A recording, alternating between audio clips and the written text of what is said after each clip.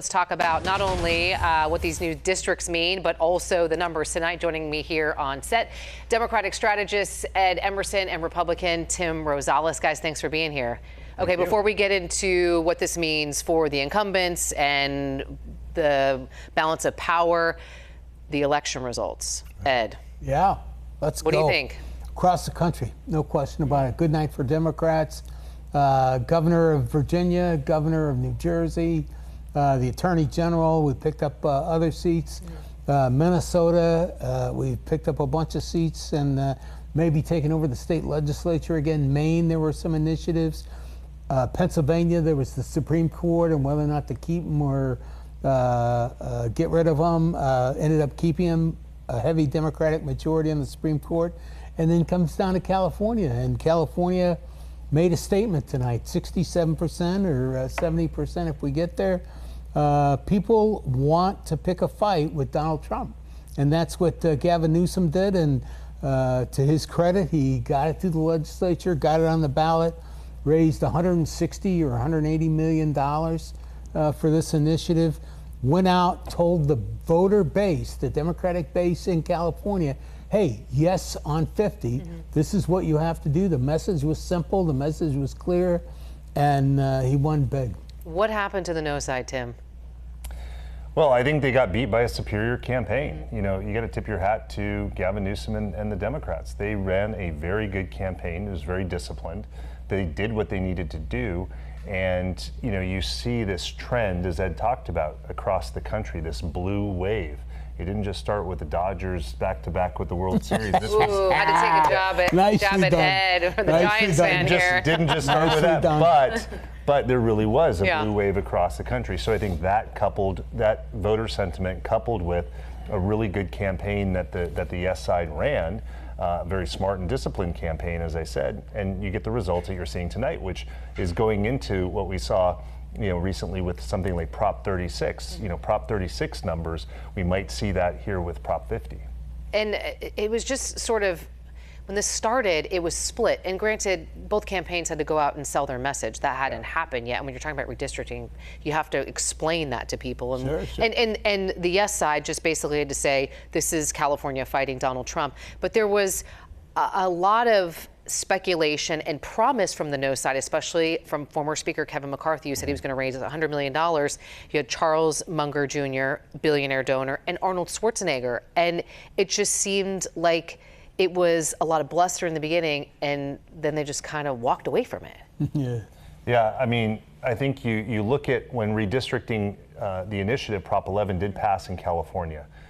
The reason it passed was because you had Democrats and Republicans, groups on the right and also on the center left coming together in order to pass an independent redistricting proposal that Californians passed. In this campaign, you had partisan sides draw up pretty quickly. Certainly the yes side did that, and I think the no side kind of played into that. And so therefore you really had in California, you know, that's not a winning mix to win any kind of a statewide campaign.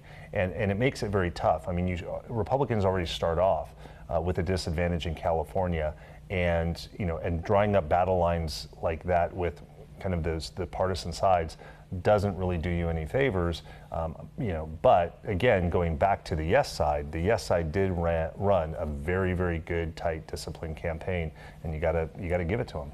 So is Governor Newsom the leader of the Democratic Party and the top contender for the 2028 ticket? Swing! Here we go. Come on. He's got to be. I mean, how else could he not be at this point? You had Pritzker. He's on Pritzker's mind. He's on who's the governor of Illinois, who may run for president. And he can self-fund. He's really rich. Everybody, he made $1 million at the blackjack table, for God's sakes. But I think the pushback here is the Democratic primary hasn't started yet. So right now it's just pushing back against Trump, which Democrats can do. But when they start kind of pushing back against one another and you have to run on records and, you know, what you've done while in office, things might change. Also, just because this passed in California, it doesn't mean it's game over for some Republicans, right, Tim? No, I mean, just because it passed in California, certainly you look at the national landscape and Republicans still, with the redistricting battles going on, you know, everywhere, Republicans will probably pick up seats in Congress. This was really an effort by Governor Newsom and his campaign team in order to position Governor Newsom in a much better way for the presidential campaign in 2028. This really wasn't about, at its core, despite what the messaging was, is really wasn't about kind of taking back Congress. There was really no chance to do that. This is about Governor Newsom and advancing his presidential campaign. Well, one other thing, which is Governor Newsom called out these other states in his remarks tonight. Called out Illinois, called out Maryland, called out New York, and said, hey, get off your duff and do something about redistricting in your state. I mean, that's leadership to me. Isn't that aimed though at those Democratic, like at Pritzker? And absolutely, sure. Yeah, who may be contestants, against them, right? And then he can re-rack that video and use that in elections. I have to ask, I know you guys are wrapping me, but one more thing, because the governor's race has been on ice because of Prop 50, and now it can officially start in a way because this is behind us. But we learned today, and you predicted this on Inside California Politics, just have to give Tim some credit here, because that was the subject of our text chain today. Alex Padilla is not running. So do we have the Democrat in the race right now? Do you think another Democrat's going to get in? I think another Democrat's going to get in. What about you, Tim? 100%. Okay. Yep. All right, you're in agreement on this. Yeah. Did it surprise you that Padilla said no?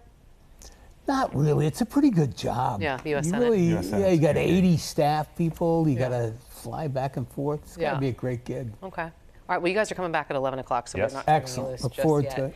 Thank you so much, and we'll chat more in our 11 o'clock hour. Eric, over to you. All right, Nikki, thank you. Still